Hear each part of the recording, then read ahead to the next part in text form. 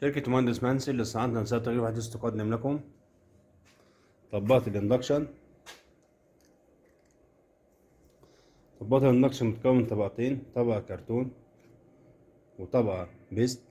البيست ده بيتكون من بولي إيثيلين وألمونيوم. خامات بتلحم جميع العبوات، البولي إيثيلين وبولي بروبين.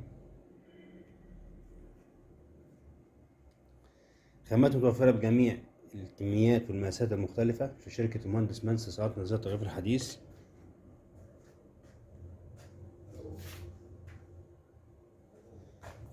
بنلحمها على ماكينة الاندكشن موديل 201 متوفرة في شركة المهندس منسي.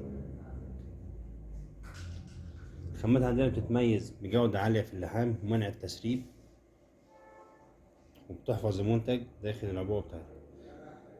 بنحط الطبة بتاعتنا بحيث تكون خامة البيست زي ما هي واضحة كده، الكرتون تبقى من تحت، ونتأكد إن قطر الطبة يكون هو قطر الداخلي بتاع الغطا. هنجرب على العبوة معانا دي. نربط العبوة كده ونشتغل بماكينة اندكشن موديل 201 متوفرة في شركة المنسي. هندوس على زرار هنا تبدأ الماكينة تعد.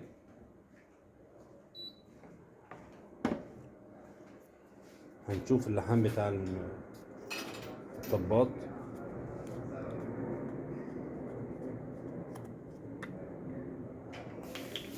ماكينة لحمت اهو، العبوة فيها مية، مفيش أي تسريب حاصل.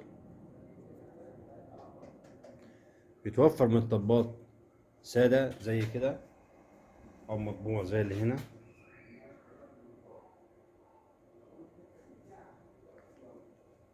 لحام عالي الجودة، منع تسريب أي منتج داخل العبوة. شركة مهندس منسي لصناعة نسيج تغيير في الحديث. طباط اندكشن سيل. شرح المهندس محمود فرغلي، تحت إشراف إدارة المهندس أحمد حسن، مدير فرع مدينة نصر.